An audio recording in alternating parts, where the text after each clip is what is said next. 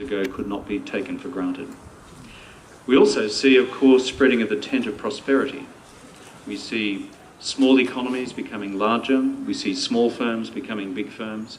We see African companies now standing in their own right across the world.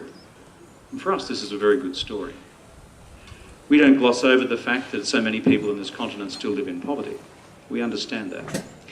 But for those who say that this is a glass half empty, I think our response is that this is a glass more than half full, the continent of Africa.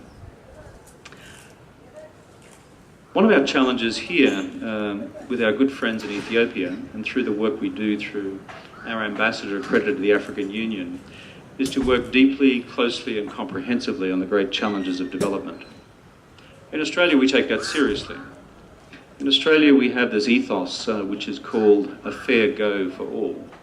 It basically means wherever you come from, whatever your background, whether you grew up in a poor family or a rich family, whether you come from one country or another, then you deserve a decent start in life.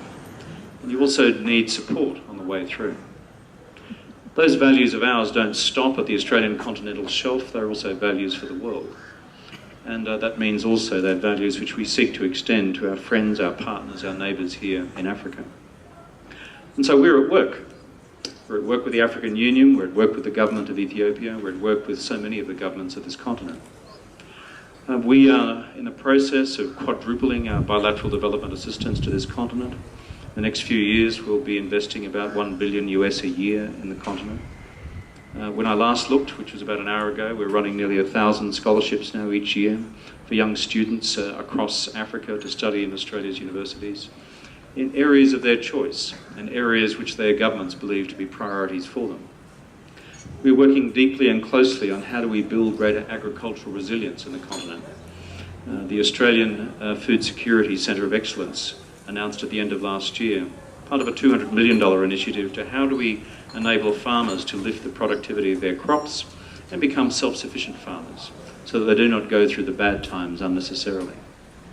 And similarly, a new project for us, Mining for Development, to ensure that our friends and partners in Africa are getting the best from the mining developments in their countries, the best environmental standards, the best labour standards, as well as the best returns for their people so that it can be part of the growth of the country, part of the growth of the continent.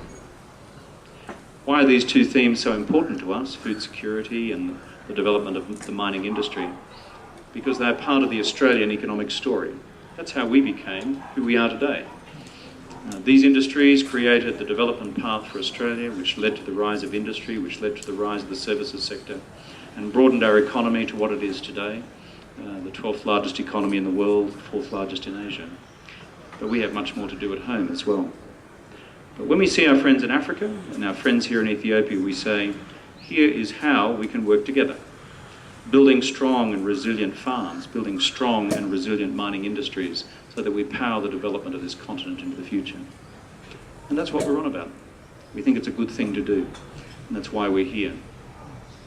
I'd acknowledge very much the work done by our ambassador and her team here in Addis Ababa. She is an extraordinary person, and the fact that she's sent here is because her minister had extraordinary wisdom in sending her here. That's me, by the way. But to the ambassador and her team here, thank you for a job that you are doing well so far, and we look forward, of course, to the completion of this edifice to take the work of our mission here in Addis Ababa, Ethiopia, and through it the African Union into the future. Finally, to acknowledge the good work being done by my friend and colleague, the Minister for Health. A really good man who does really good things. We understand the challenges of maternal and child health. We understand the challenges of fistula. We understand the challenges which arise through not having enough midwives and not enough birth attendants. But through our partnership with our friends in Ethiopia, we are now training up to 8,000 midwives and birth attendants to make a difference. And I know so many of our partner governments represented here are doing the same.